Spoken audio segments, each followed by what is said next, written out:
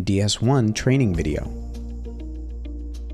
Hello and welcome to this episode of Volts and Amps.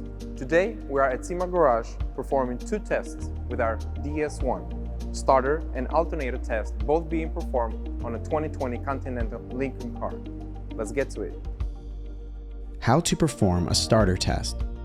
A starter test checks the health of the starter motor, which is critical for starting the engine. If the starter motor is failing, your car may struggle to start or not start at all. To begin, connect the positive and negative clamps to the respective posts on the battery. Turn on your DS1 by pressing the power button.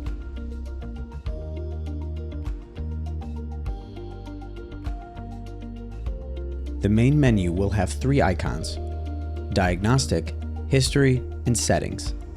Select the Diagnostic icon by pressing the checkmark button. Next, select the Starter Test icon. Begin the starter test by pressing the Start button. When the test begins, the DS1 will ask you to turn on the engine. The diagnostic will begin. After a couple seconds, you will see a waveform display on your screen. Press Continue to view the results of your starter test. How to perform an alternator test. An alternator test is important because the alternator plays a key role in charging the battery and powering electrical systems when the engine is on.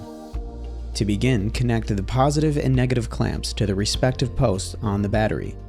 From the main menu, select the Diagnostic icon by pressing the checkmark button. Next, select the Alternator Test icon. Begin the alternator test by pressing the Start button.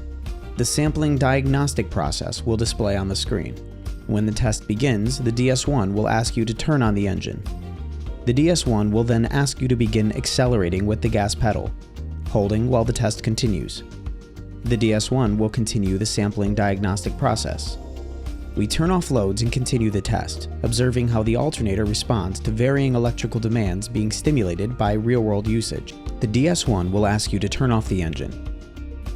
The waveform display will show on the screen with the results of your alternator test.